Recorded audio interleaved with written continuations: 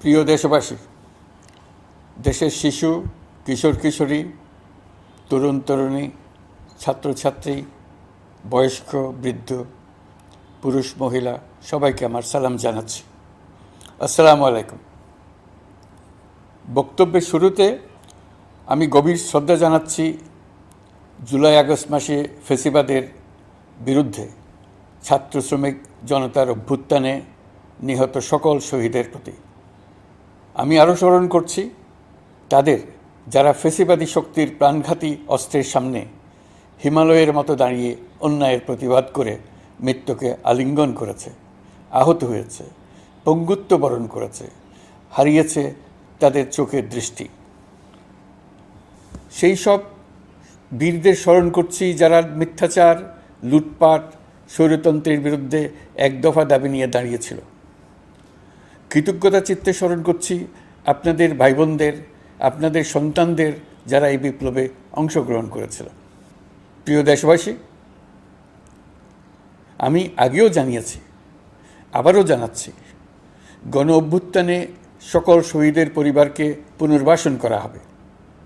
সকল আহত শিক্ষার্থী, শ্রমিক, জনতার চিকিৎসার সম্পূর্ণ ব্যয় সরকার বহন করবে। আহতদের দীর্ঘমেয়াদী এবং ব্যয়বহুল চিকিৎসা এবং শহীদদের পরিবারের দেখাশোনার জন্য স্বাস্থ্য মন্ত্রণালয়ের নেতৃত্বে একটি পূর্ণাঙ্গ তালিকা প্রস্তুত করা হয়েছে। এখন এই নতুন তথ্য পাওয়ার ভিত্তিতে এই তালিকা হালনাগাদ করা হতে থাকবে। গণ অভ্যুত্থানের শহীদদের স্মৃতি ধরে রাখতে সরকার তার যাত্রা লগ্নে জুলাই গণহত্যা স্মৃতি ফাউন্ডেশন নামে একটি ফাউন্ডেশন প্রতিষ্ঠার উদ্যোগ নেয়। এখন সেই ফাউন্ডেশন তৈরি হয়েছে। সকল শহীদ পরিবার এবং আহতদের সর্বোত্তম চিকিৎসা সহ তাদের পরিবারের সম্পূর্ণ দায়িত্ব এই ফাউন্ডেশন গ্রহণ করছে। এই ফাউন্ডেশনে দান করার জন্য দেশের সকল মানুষ এবং বিদেশে অবস্থানরত বাংলাদেশিদের আমরা আহ্বান জানাচ্ছি। গত মাসে কুমিল্লা, নোয়াখালী, সিলেট অঞ্চলে আকস্মিক বন্যা এসব এলাকার মানুষকে হতভম্ব করে দিয়েছে। এখানে বেশিরভাগ এলাকায় কোনো দিন বন্যা হয়নি। তারা বন্যা মোকাবেলা করে অভ্যস্ত নন। দেশপ্রেমিক সশস্ত্র বাহিনী তাৎক্ষণিকভাবে বন্যা আক্রান্ত সবাইকে রক্ষার জন্য এগিয়ে আসে। সেনা, নৌ এবং বিমান বাহিনী পরস্পরের সঙ্গে সমন্বয় করে একযোগে কাজে নেমে পড়ার ফলে মানুষের দুর্ভোগ কম হয়েছে। এর পরপরই এনজিও এবং সাধারণ মানুষ দেশের সকল অঞ্চল থেকে দলে দলে এগিয়ে এসছে। আমি বিশেষ করে দেশপ্রেমিক সেনাবাহিনীকে আবারও ধন্যবাদ জানাচ্ছি। দেশের সকল দুর্যোগকালে তারা সবসময় আন্তরিকভাবে এগিয়ে এসছে। বিশেষ করে বন্যা ও শান্তি শৃঙ্খলা রক্ষার কাজে তাদের সৈনিক এবং অফিসাররা দিনের পর দিন যেভাবে দায়িত্ব পালন করেছে তার কোনো তুলনা হয় না। জনজীবনে স্বস্তি ও আত্মবিশ্বাস প্রতিষ্ঠায় তাদের ভূমিকা অনন্য। বাংলাদেশ সশস্ত্র বাহিনীর সকল সদস্যকে আমি ধন্যবাদ জানাই তাদের সততা, ত্যাগ ও অসীম দেশপ্রেমের জন্য। দেশের স্বাধীনতা সংগ্রাম থেকে শুরু করে বন্যা, খরা, ঝড়, বৃষ্টি, ঘূর্ণিঝড়, সকল প্রাকৃতিক দুর্যোগে আপনারা সকলের শেষ ভরসার স্থান। দেশের প্রতিটি ক্রান্তি লগ্নে আপনারা দেশের মানুষের পাশে থেকেছেন। দেশের স্বাধীনতার পক্ষে, সার্বভৌমত্বের পক্ষে অবস্থান নিয়েছেন। দেশ গঠনে আপনারা সবার আগে এগিয়ে এসছেন। বিগত জুলাই হতে শুরু হওয়া গণ অভ্যুত্থান, বন্যা, নিরাপত্তা প্রদান, অস্ত্র উদ্ধার সহ সকল কার্যক্রমে আপনারা সফলভাবে দিনরাত কাজ করে যাচ্ছেন। সরকার ও জনগণের পক্ষ থেকে আমি আপনাদের প্রতি কৃতজ্ঞতা জানাচ্ছি। বন্যা আমাদের জনজীবনে আরেকটি দিক উন্মোচন করল। দেশের সকল জায়গায় মানুষের সক্রিয় সহানুভূতির জোয়ার উঠেছিল অবিশ্বাস্য মাত্রায়। ব্যবসায়ী, অর্থবান ব্যক্তিরা যেমন তাদের অর্থ নিয়ে স্বতঃস্ফূর্তভাবে এগিয়ে এসেছিল, তেমনি দেশের বিভিন্ন প্রান্তের সাধারণ মানুষ, স্কুল, কলেজ, বিশ্ববিদ্যালয়ের ছেলেমেয়েরা জোয়ারের ঢলের মতো যার যার সামর্থ্য নিয়ে এগিয়ে এসছে। অনেকেই ছুটে গেছে বন্যার্তদের সহযোগিতা করার জন্য। এনজিওরা বিভিন্ন জায়গা থেকে ছুটে গেছে তাদের সহায়তা নিয়ে। তাদের কাজে অনুপ্রাণিত হয়ে আমি এনজিও নেতাদের সঙ্গে বৈঠক করেছি কিভাবে সরকার তাদের কাজের সঙ্গে সরকারের উদ্যোগকে সমন্বিত করতে পারে, সেটার কাঠামো তৈরি করে দেওয়ার জন্য। বন্যা এখন চলে গেছে, কিন্তু পুনর্বাসনের কঠিন কাজ আমাদের সামনে রয়ে গেছে। সকলের সহযোগিতায় আমরা পুনর্বাসনের কাজটি সফলভাবে সমাধান করতে চাই। আইনশৃঙ্খলা পরিস্থিতির উন্নতির জন্য আমরা দিনরাত পরিশ্রম করে যাচ্ছি। যে সমস্ত ভাই বোনেরা তাদের গত 16 বছরের বেদনা জানিয়ে তার প্রতিকার পাওয়ার জন্য আমার অফিস এবং সচিবালয়ের অফিসসমূহের সামনে প্রতিদিন ঘেরাও কর্মসূচি দিয়ে আমাদের কাজকর্ম ব্যাহত করছিলেন, তারা আমার আহ্বানে সাড়া দিয়ে ঘেরাও কর্মসূচির থেকে বিরত হয়েছেন বটে, তবে অন্যত্র আবার তারা তাদের কর্মসূচি দিয়ে যাতায়াতে ব্যাঘাত সৃষ্টি করছেন। আমি কথা দিচ্ছি, আপনাদের ন্যায্য আবেদনের কথা আমরা ভুলে যাব না। আমরা সকল অন্যায়ের প্রতিকারের জন্য প্রতিশ্রুতিবদ্ধ। আমরা আমাদের দায়িত্বকালে যথাসম্ভব সব সমস্যার সমাধানের চেষ্টা করব। আমি আবারও অনুরোধ করছি, আপনারা যাতায়াতে ব্যাঘাত সৃষ্টি থেকে বিরত থাকুন। জাতি আপনাদের প্রতি কৃতজ্ঞ থাকবে। তৈরি পোশাক, ওষুধ শিল্প, এসব এলাকায় শ্রমিক ভাই বোনেরা তাদের অভিযোগ জানানোর জন্য ক্রমাগতভাবে এই শিল্পের কার্যক্রম পরিচালনা বন্ধ রাখতে বাধ্য করছেন। এটা আমাদের অর্থনীতিতে যে নেতিবাচক প্রভাব ফেলবে সেটা মোটেই কাম্য নয়। এমনিতেই ছাত্র শ্রমিক জনতার বিপ্লবের পর যে অর্থনীতি আমরা পেয়েছি সেটা নিয়ম নীতিবিহীন, দ্রুত ক্ষীয়মান একটা অর্থনীতি। প্রাতিষ্ঠানিক কাঠামো প্রায় ধ্বংসপ্রাপ্ত। বৈদেশিক মুদ্রার রিজার্ভ তলানিতে গিয়ে ঠেকেছে। আমরা এই অর্থনীতিতে প্রাণ সঞ্চারের চেষ্টা করছি, আমাদের উদ্যোগে সাড়াও পাচ্ছি। ঠিক এই সময়ে আমাদের শিল্প কারখানাগুলো বন্ধ হয়ে যাক, অকার্যকর হয়ে যাক, এটা আমাদের অর্থনীতিতে বিরাট আঘাত পড়বে। সেটা কিছুতেই আমাদের কাম্য হতে পারে না। শ্রমিক ভাই বোনদের অনেক দুঃখ আছে, কিন্তু সেই দুঃখ প্রকাশ করতে গিয়ে আপনাদের মূল জীবিকা বন্ধ হওয়ার উপক্রম হলে সেটা ঠিক হবে না। দেশের অর্থনীতি ধ্বংসপ্রাপ্ত হলে সেটা ঠিক হবে না। শ্রমিক মালিক উভয়ের পক্ষে আলোচনা করে এসব সমস্যার সমাধান আমরা অবশ্যই বের করব। আপনারা কারখানা খোলা রাখুন, অর্থনীতির চাকা সচল রাখুন, দেশের অর্থনীতিকে সোজা হয়ে দাঁড়াতে দিন। আমরা আপনাদের সমস্যার স্থায়ী সমাধান বের করার জন্য সর্বশক্তি প্রয়োগ করব। মালিক পক্ষের কাছে আমাদের আবেদন, আপনারা শ্রমিকদের সঙ্গে বোঝাপড়া করুন, কারখানা সচল রাখুন, অর্থনীতির দুর্বল স্বাস্থ্যকে সবল করে তুলুন। ওষুধ শিল্প এবং তৈরি পোশাক শিল্প দেশের গৌরব। এর মাধ্যমে আমাদের শ্রমিক ভাই বোনেরা তাদের কর্মকুশলতা বিশ্বকে মুগ্ধ করেছে। এর সাফল্য এখন থমকে আছে। আমরা এই দুই শিল্পকে তাদের সম্ভাব্য শীর্ষে নিয়ে যেতে চাই। দুর্বল করার তো প্রশ্নই ওঠে না। এই দুই শিল্পের কোথায় কোথায় বাধা আছে, সমস্যা আছে, সেগুলো চিহ্নিত করে তাকে বাধামুক্ত করতে চাই। আমরা বিদেশি ক্রেতাদের একত্রিত করে তাদের সহযোগিতা চাইব, যেন বাংলাদেশের এই শিল্প দুটি বিশ্বের অন্যান্য দেশের চাইতে বেশি আস্থাযোগ্য হয়ে গড়ে উঠতে পারে। সব কিছুই সম্ভব যদি আমরা শ্রমিক মালিক সম্পর্কটা একটা নির্ভরযোগ্য, আনন্দদায়ক করে গড়ে তুলতে পারি। আমাদের সরকারের প্রথম মাস কাটল, দ্বিতীয় মাস থেকে আমরা নতুন বাংলাদেশ গড়ার ভিত্তি হিসেবে নতুন শ্রমিক মালিক সম্পর্কের সূচনা করতে চাই। এটা দেশের সবার কাম্য। দেশের নতুন প্রজন্ম নির্ভয়ে যেন তাদের ভবিষ্যৎ নিয়ে এগিয়ে যেতে পারে, আমরা সেই লক্ষ্যে কাজ করছি। আমাদের দায়িত্ব অনেক। ন্যায়ভিত্তিক একটা সমাজ গড়ে তোলার জন্য একসাথে অনেকগুলো কাজ আমাদের হাত দিতে হবে। 1 জুলাই থেকে 5 আগস্ট পর্যন্ত ছাত্র জনতার গণ আন্দোলনকে দমন করতে যেসব ফৌজদারি মামলা দায়ের করা হয়েছিল, এর মধ্যে হত্যা মামলা ছাড়া বাকি প্রায় সকল মামলা প্রত্যাহার করা হয়েছে। এসব মামলায় গ্রেফতারকৃত সকলে মুক্তি পেয়েছে। দায়িত্ব গ্রহণের শুরুতেই অন্তর্বর্তীকালীন সরকার বিচার বিভাগের বড় সংস্কারের কাজে হাত দিয়েছে। যোগ্যতম ব্যক্তিকে প্রধান বিচারপতি নিয়োগ দেওয়াতে মানুষের মনে নতুন আশার সঞ্চার হয়েছে। আপিল বিভাগের বিচারপতি নিয়োগ, অ্যাটর্নি জেনারেল নিয়োগ এবং অন্যান্য নিয়োগগুলি অতি গুরুত্বপূর্ণ নিয়োগ, যেগুলো সবকটাই সম্পন্ন হয়েছে। সন্ত্রাস দমন আইন ও ডিজিটাল সাইবার নিরাপত্তা আইনে দায়েরকৃত মিথ্যা হয়রানিমূলক মামলাগুলো প্রত্যাহার করা হচ্ছে। সাইবার নিরাপত্তা আইন সহ বাংলাদেশে বিদ্যমান সকল কালো আইনের তালিকা করা হয়েছে।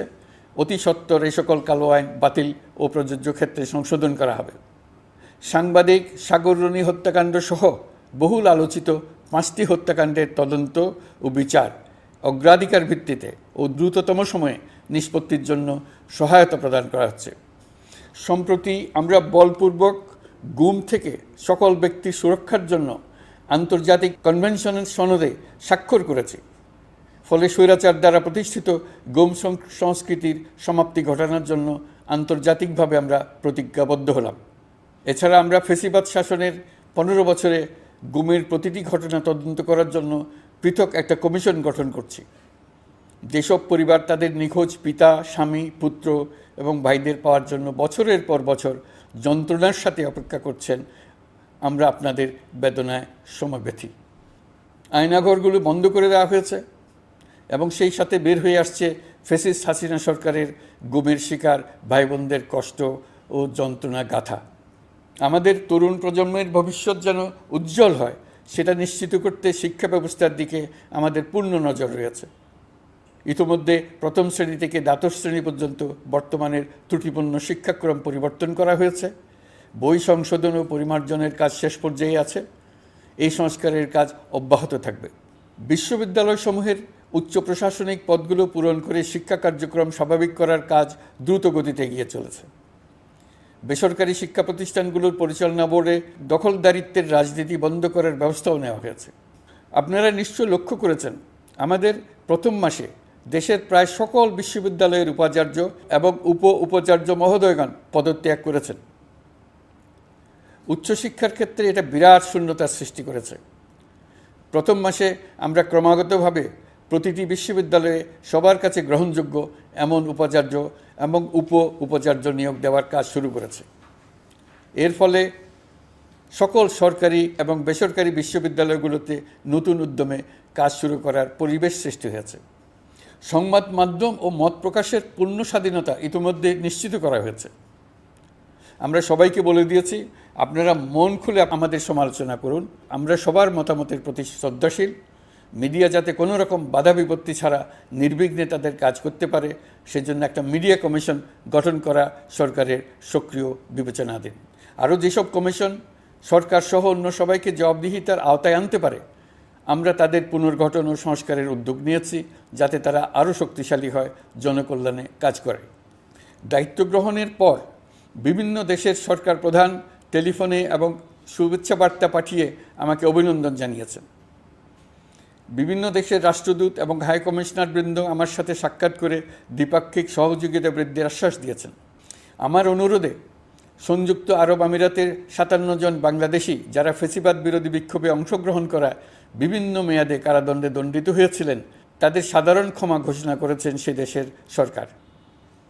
ইতিমধ্যে তাদের কয়েকজন দেশে ফিরে এসেছেন। এই ক্ষমা প্রদর্শন ছিল অতি বিরল একটি ঘটনা। এই জন্য আমি সংযুক্ত আরব আমিরাতের রাষ্ট্রপতি শেখ মোহাম্মদ বিন জায়েদ আল নাহিয়ানকে ধন্যবাদ ও কৃতজ্ঞতা জানিয়েছি আপনাদের সবার পক্ষ থেকে। যে সমস্ত সরকার প্রধানের সঙ্গে আমার টেলিফোনে যোগাযোগ হয়েছে, তাদের মধ্যে রয়েছেন ভারতের প্রধানমন্ত্রী নরেন্দ্র মোদী, পাকিস্তানের প্রধানমন্ত্রী শাহবাজ শরীফ।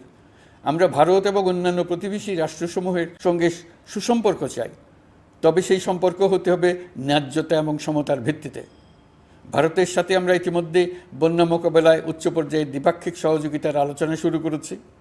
দক্ষিণ এশিয়ায় আঞ্চলিক সহযোগিতা বৃদ্ধির লক্ষ্যে আমি সার্ক রাষ্ট্রগোষ্ঠী পুনর্জীবিত করার উদ্যোগ নিয়েছি। আমরা চাই আমাদের দেশ যেন একটি গণতান্ত্রিক দেশ হিসেবে বিশ্বের কাছে সম্মানের সাথে পরিচিত হয়। দেশের পরিকল্পনা যেন দেশের মানুষ কেন্দ্রিক হয়, কোনো নেতা বা দল কেন্দ্রিক না হয়। আমরা স্বৈরাচারী হাসিনা সরকারের অহেতুক কোটি কোটি টাকা ব্যয়ের প্রকল্প বাস্তবায়িত হতে দেখেছি, যেগুলো কখনোই দেশের মানুষের জন্য ছিল না, বরং এর সাথে জড়িত ছিল কুৎসিত আমিত্ব এবং বিশাল আকারের চুরি। চলমান এবং প্রস্তাবিত সকল উন্নয়ন প্রকল্পগুলোর যাচাই বাছাই করার কাজ ইতিমধ্যে আমরা শুরু করেছি।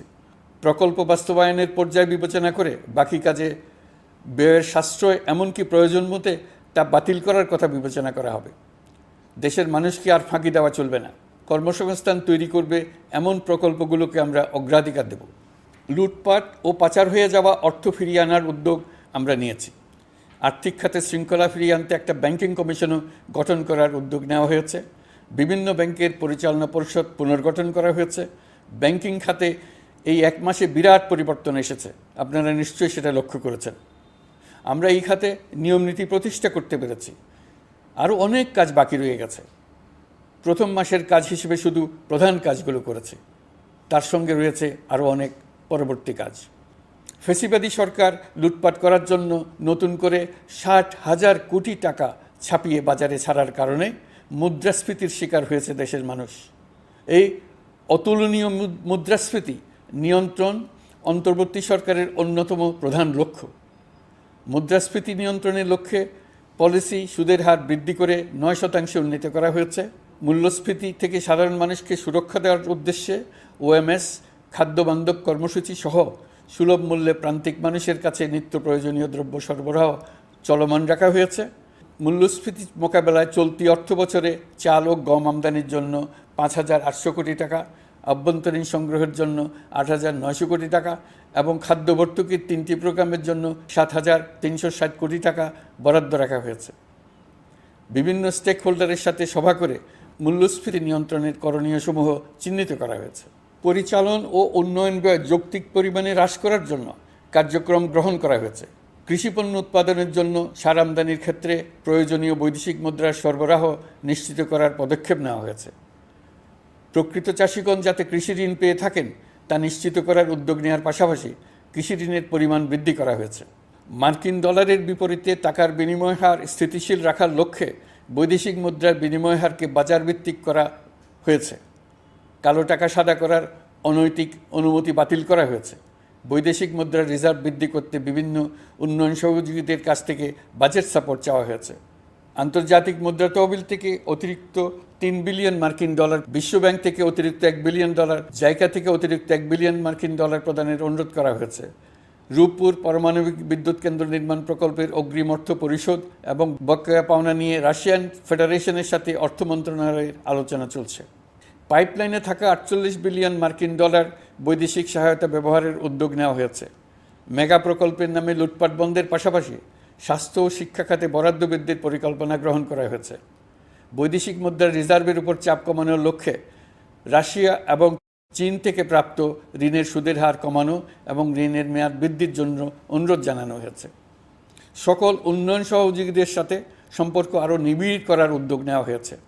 সকল অর্থনৈতিক সূচক এবং পরিসংখ্যানের প্রকৃত মান বা সংখ্যা প্রকাশের জন্য নির্দেশনা প্রদান করা হয়েছে। জিডিপি, মূল্যস্ফীতি ইত্যাদি সঠিক উপাত্ত সংগ্রহ, প্রাক্কলন ও প্রকাশের জন্য নির্দেশনা দেওয়া হয়েছে। জাতীয় রাজস্ব বোর্ড এবং অর্থ বিভাগের রাজস্ব আয় সম্পর্কিত উপাত্তের মধ্যে পার্থক্য নিরসনে উদ্যোগ নেওয়া হয়েছে। প্রকৃত রপ্তানি আয় নিরূপণ এবং প্রকাশের নির্দেশনা দেওয়া হয়েছে। জাতীয় রাজস্ব বোর্ডের অটোমাইজেশনের লক্ষ্যে পরিকল্পনা গ্রহণ করা হয়েছে। পুঁজিবাজারকে স্বাভাবিক ধারায় ফিরিয়ে আনতে সিকিউরিটি এক্সচেঞ্জ কমিশন পুনর্গঠন করা হয়েছে। নিত্য প্রয়োজনীয় পণ্য সামগ্রী সরবরাহ স্বাভাবিক রাখার নিমিত্তে ব্যবসায়ী, শিল্প মালিক ও ব্যবসায়ী সংগঠনের সাথে সভা করা হচ্ছে এবং তাদের মতামতের ভিত্তিতে বিভিন্ন ব্যবস্থা গ্রহণ করা হচ্ছে। বিদ্যমান মজুদ ও ঘাটতি মূল্যায়ন করে ভবিষ্যৎ চাহিদা পর্যালোচনা করে স্থানীয় উৎপাদন বৃদ্ধির পাশাপাশি আমদানি পর্যায়ে বিভিন্ন জটিলতা দূরীকরণ, বন্দর ও বড় মোকামসহ পরিবহন ব্যবস্থার বিভিন্ন সমস্যা সমাধানে সংশ্লিষ্ট সকল মন্ত্রণালয়, দপ্তর, বিভাগকে প্রয়োজনীয় নির্দেশ দেওয়া হয়েছে। এই জন্য তেল, চিনি, ডিম ও মাংস উৎপাদনকারী বৃহৎ প্রতিষ্ঠানসমূহের সাথে সভা ও মতবিনিময় করা হচ্ছে। নিত্য প্রয়োজনীয় কিছু দ্রব্যাদি যেমন পেঁয়াজ, আলু এসবের দাম আরও কমানোর জন্য বিদ্যমান শুল্ক হার হ্রাসের বিষয়ে এনবিআরকে প্রয়োজনীয় নির্দেশনা দেওয়া হয়েছে। ইতোমধ্যে এনবিআর পেঁয়াজ, আলু ও কতিপয় কীটনাশকের ক্ষেত্রে আমদানি শুল্ক হ্রাস এবং ক্ষেত্র বিশেষে রেগুলেটরি শুল্ক প্রত্যাহার করে এসআরও জারি করেছে। নিম্ন আয়ের 1 কোটি পরিবারকে টিসিবির মাধ্যমে হ্রাসকৃত মূল্যে কিছু পণ্য যেমন পরিবার প্রতি চাল মাসে 5 কেজি, সয়াবিন তেল মাসে 2 কেজি, মসুর ডাল মাসে 2 কেজি দেওয়া হচ্ছে। এটি সামনের দিনগুলোতে অব্যাহত রাখা হবে। সরকার দায়িত্ব গ্রহণের পর জনপ্রত্যাশা অনুযায়ী বিদ্যুৎ, জ্বালানি ও খনিজ সম্পদ মন্ত্রণালয় হতে বিদ্যুৎ ও জ্বালানির দ্রুত সরবরাহ বৃদ্ধি আইনের অধীনে চলমান সকল প্রকার নেগোসিয়েশন, প্রকল্প বাছাই এবং ক্রয় প্রক্রিয়াকরণ কার্যক্রম আপাতত স্থগিত করা হয়েছে। গত 1.5 দশকে এই আইন ব্যবহার করে লক্ষ কোটি টাকা লুটপাট হয়েছে। বিদ্যুৎ, জ্বালানি ও খনিজ সম্পদ মন্ত্রণালয়ের আওতাধীন কোম্পানিসমূহে অধিকতর স্বচ্ছতা ও জবাবদিহিতা আনার লক্ষ্যে কোম্পানিসমূহের পরিচালনা পর্ষদ পুনর্গঠন করা হয়েছে। প্রকৌশল, ভূতত্ত্ব এবং খনিজ হিসাব বিষয়ে অধ্যয়ন করেছে এমন ছাত্র প্রতিনিধি অন্তর্ভুক্ত করার জন্য উদ্যোগ গ্রহণ করা হয়েছে। এই খাতে অধিকতর সক্ষমতা, গতিশীলতা এবং জবাবদিহিতা নিশ্চিত করার লক্ষ্যে বিশেষজ্ঞগণের সমন্বয়ে একটি কমিটি গঠন করা হয়েছে। জ্বালানি তেলের মূল্য জনপ্রত্যাশা অনুযায়ী সহনশীল রাখতে অকটেন ও পেট্রোলের দাম ৬ টাকা, ডিজেল ও কেরোসিনের দাম ১ টাকা ২৫ পয়সা কমানো হয়েছে। ৩৭ দিন বন্ধ থাকার পর গত ২৫ আগস্ট হতে মিরপুর ১০ ও কাজীপাড়া স্টেশন ছাড়া বাকি সব স্টেশনে মেট্রো রেল পুনরায় চালু করা হয়েছে। ভুয়া মুক্তিযোদ্ধাদের চিহ্নিত করার লক্ষ্যে বিশেষ করে মুক্তিযুদ্ধের সময় যাদের বয়স ১২.৫ বছরের কম ছিল তাদের মুক্তিযুদ্ধ তালিকা হতে বাতিলের জন্য সুপ্রিম কোর্টে লিভ টু আপিলের পদক্ষেপ গ্রহণ করা হয়েছে। মুক্তিযোদ্ধা কল্যাণ ট্রাস্টের আওতাধীন বেদখলকৃত স্থাবর সম্পত্তি উদ্ধারে প্রয়োজনীয় ব্যবস্থা গ্রহণ করা হয়েছে। গৃহায়ন ও গণপূর্ত মন্ত্রণালয় কর্তৃক গৃহীত বরিশাল, রংপুর, ময়মনসিংহ উন্নয়ন কর্তৃপক্ষ আইন এর খসড়া তৈরির কার্যক্রম নেওয়া হয়েছে। পূর্বাচল নতুন শহর প্রকল্প, ঢাকার আশেপাশে স্যাটেলাইট সিটি নির্মাণের রোডম্যাপ চূড়ান্তকরণের উদ্যোগ নেওয়া হয়েছে। বিধি বহির্ভূত প্রদত্ত প্লট ও ফ্ল্যাটের বরাদ্দ বাতিলের উদ্যোগ নেওয়া হয়েছে। প্রিয় দেশবাসী, আপনাদের আমাদের সন্তানদের জন্য একটি গণতান্ত্রিক বাংলাদেশের রূপরেখা তৈরি করতে আমরা দৃঢ় প্রতিজ্ঞ। আর যেন আমাদের কোনো স্বৈরাচারের হাতে পড়তে না হয়। আমরা যাতে বলতে পারি আমরা একটি গণতান্ত্রিক দেশে বসবাস করি, আমরা যাতে সকলেই দাবি করতে পারি যে এই দেশটি আমাদের, আমরা সেই লক্ষ্যেই কাজ করছি। কেউ আইন নিজের হাতে তুলে নেবেন না। আইন নিজের হাতে তুলে নিয়ে কেউ সমাজে বিশৃঙ্খল পরিবেশ সৃষ্টি করলে আমরা তাকে অবশ্যই শাস্তির আওতায় নিয়ে আসব। আমরা একটি সাম্প্রদায়িক সম্প্রীতির দেশ। ধর্মীয় সম্প্রীতি বিনষ্ট হয় এমন কোনো কাজ কেউ কোনোভাবেই করবেন না। অতীতে শুধুমাত্র আওয়ামী মতাদর্শী না হওয়ার কারণে ২৮তম থেকে ৪২তম বিসিএস পর্যন্ত বিপিএসসি কর্তৃক সুপারিশকৃত অনেক প্রার্থী নিয়োগ বঞ্চিত হয়েছেন। ৮ই আগস্ট পরবর্তী সময়ে এর মধ্যে এদের ২৫৯ জনকে নিয়োগ দেওয়া হয়েছে। মাঠ প্রশাসনকে জনবান্ধব এবং দুর্নীতিমুক্ত জবাবদিহিমূলকভাবে গড়ে তোলার জন্য সব ধরনের উদ্যোগ নেওয়া হয়েছে। সরকারি কর্মচারীদের বাধ্যতামূলকভাবে সম্পদ বিবরণী দাখিলের নির্দেশ দেওয়া হয়েছে এবং এটা প্রতি বছর তাদেরকে করতে হবে। ধ্বংস হয়ে পড়া একটা জনপ্রশাসনকে নিয়ে যাত্রা শুরু করেছি। মন্ত্রণালয়গুলোর উচ্চতম পদে যারা নিয়োজিত ছিলেন তারা অনেকে দায়িত্ব ছেড়ে চলে গেছেন, কিংবা পদে থাকলেও সহকর্মীদের চাপের মুখে কাজ করতে পারছিলেন না, বাধ্য হয়ে পদত্যাগ করেছেন। আর যারা ১৬ বছরের স্বৈরাচারী শাসনের আমলে পদত্যাগে বাধ্য হয়েছিলেন কিংবা দায়িত্ববিহীন অবস্থায় একই পদে থেকে বাধ্য হয়েছেন, তাদের সবার কথা বিবেচনা নিয়ে জনপ্রশাসনকে নতুন করে দাঁড় করানোই ছিল আমাদের প্রথম মাসে কঠিনতম সময়।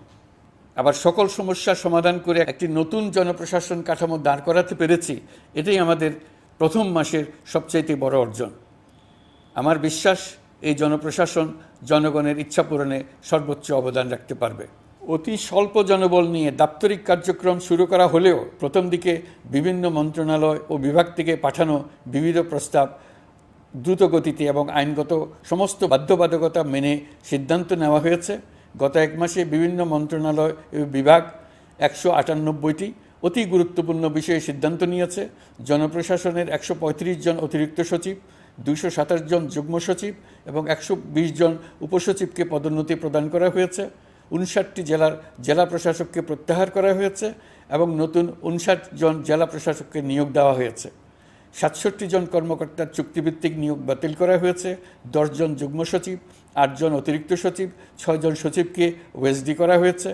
বাংলাদেশ পুলিশের ৮০ জন ডিআইজি, ৩০ জন পুলিশ সুপার সহ ১১০ জনকে পদোন্নতি প্রদান করা হয়েছে। ১ জন ডিআইজি, ১ জন এডিশনাল ডিআইজি, ৪ জন পুলিশ সুপারকে চাকরিতে পুনর্বহাল করা হয়েছে। আইজিপি সহ ১০ জন অতিরিক্ত আইজি, ৮৮ জন ডিআইজি, ২১ জন এডিশনাল ডিআইজি, ১৭৭ জন পুলিশ সুপার সহ মোট ২৯৭ জন কর্মকর্তাকে বদলি করা হয়েছে। ছাত্র শ্রমিক জনতার বিপ্লবের মূল লক্ষ্য ছিল গণভবন। এটা ছিল স্বৈরাচারের কেন্দ্রবিন্দু। এই সরকার বিপ্লবের প্রতি সম্মান দেখিয়ে গণভবনকে বিপ্লবের জাদুঘর হিসেবে ঘোষণা দিয়েছে। ছাত্র জনতার ক্ষোভকে স্থায়ীভাবে তুলে ধরার জন্য গণভবনের আর কোনো সংস্কার করা হবে না। ছাত্র জনতার ক্ষোভের মুখে তা যে অবস্থায় দাঁড়িয়েছিল সেই অবস্থায় তাকে রাখা হবে। যেসব মূল্যবান সামগ্রী জনতা নিয়ে গিয়েছিল সেগুলো অনেক ফেরত দিয়ে গেছেন। যারা নিয়ে গিয়েছেন তারা নিজেরাই ফেরত দিয়ে গেছেন। তাদের আমরা দেশবাসীর পক্ষ থেকে ধন্যবাদ জানাচ্ছি। আরও কিছু জিনিস পাওয়া যায়নি। যারা নিয়ে গেছেন তাদের কাছে আমাদের অনুরোধ থাকবে তারা যেন এইসব সামগ্রী ফেরত দিয়ে যান। আমরা উল্লেখ করব এইসব বিক্ষুব্ধ জনতা নিয়ে গিয়েছিল, কিন্তু বিজয়ের পর তারা আবার জাদুঘরে প্রতি সম্মান দেখিয়ে এগুলো ফেরত দিয়ে গিয়েছেন। আমরা নতুন বাংলাদেশকে একটা পরিবেশ বান্ধব এবং জীববৈচিত্র্যময় দেশ হিসেবে গড়ে তোলার উদ্যোগ নিয়েছি। এটি তরুণদের আকাঙ্ক্ষা, আমাদের সবারই আকাঙ্ক্ষা। সেই লক্ষ্যে আমি প্রথমেই একটি ক্ষুদ্র পদক্ষেপ নিয়েছি।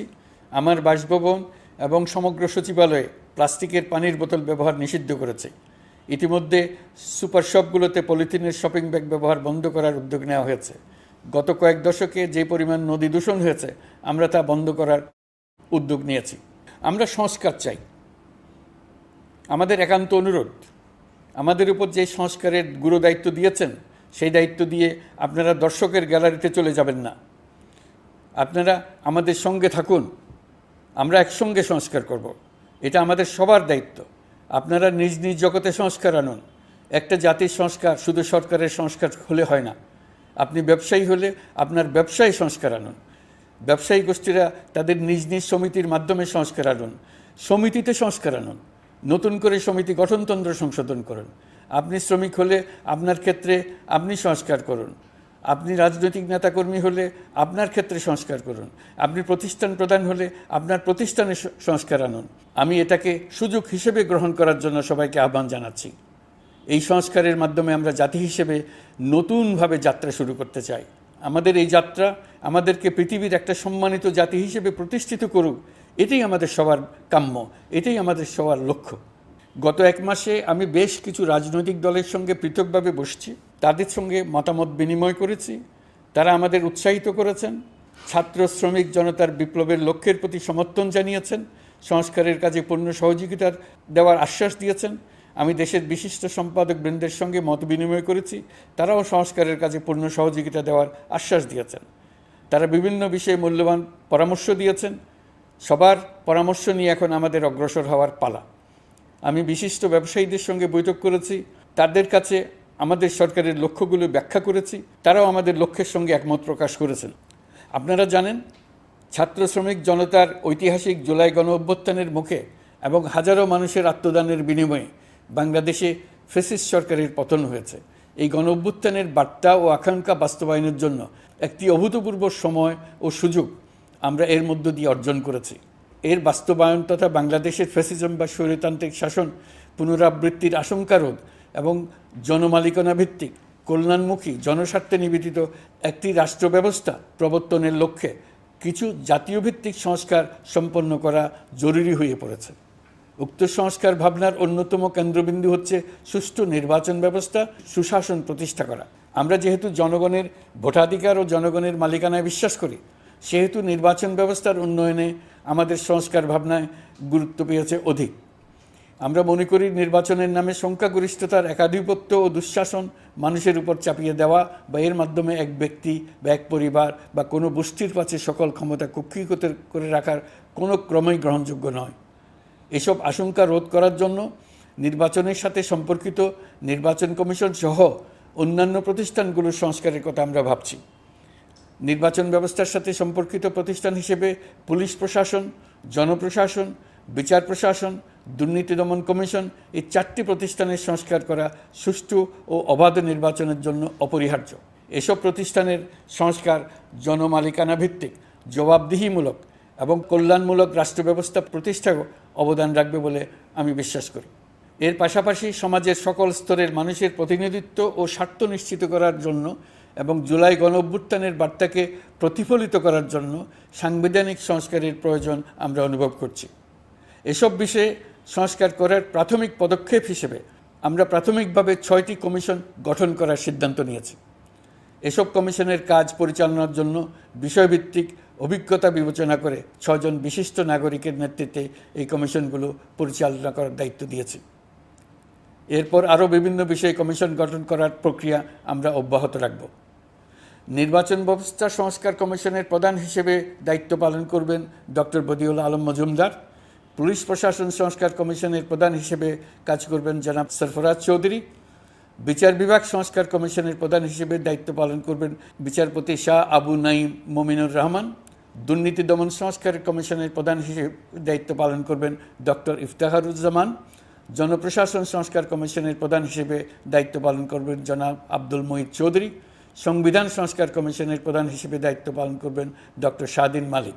এসব কমিশনের অন্য সদস্যদের নাম কমিশন প্রধানদের সাথে আলোচনা করে ঠিক করা হবে।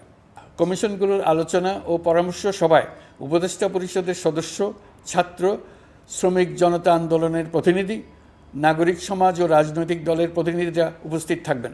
পূর্ণাঙ্গভাবে গঠিত হওয়ার পর কমিশন আনুষ্ঠানিকভাবে তাদের কাজ আগামী 1 অক্টোবর থেকে শুরু করতে পারবে বলে আমি আশা করছি এবং এটি পরবর্তী 3 মাসের মধ্যে সম্পন্ন হবে বলে আমরা ধারণা করছি। কমিশনের রিপোর্টের ভিত্তিতে সরকার পরবর্তী পর্যায়ে প্রধান রাজনৈতিক দলগুলোর সাথে পরামর্শ সভার আয়োজন করবে। চূড়ান্ত পর্যায়ে ছাত্র সমাজ, নাগরিক সমাজ, রাজনৈতিক দলের প্রতিনিধি, সরকারের প্রতিনিধি নিয়ে ব্যাপক ভিত্তিক 3 থেকে 7 দিন ব্যাপী একটি পরামর্শ সভার ভিত্তিতে সংস্কার ভাবনার রূপরেখা চূড়ান্ত করা হবে। এতে এই রূপরেখা কীভাবে বাস্তবায়ন হবে তার একটি ধারণাও দেওয়া হবে। এই আয়োজন জুলাই গণ অভ্যুত্থানের বার্তা বাস্তবায়ন ও রাষ্ট্র পুনর্নির্মাণ তাগিদের ঐক্যবন্ধনে গোটা জাতিকে শক্তিশালী ও আশাবাদী করে তুলবে বলে আমাদের বিশ্বাস। প্রিয় দেশবাসী, আমাদের সামনে অনেক কাজ। সবাই মিলে একই লক্ষ্যে আমরা অগ্রসর হতে চাই।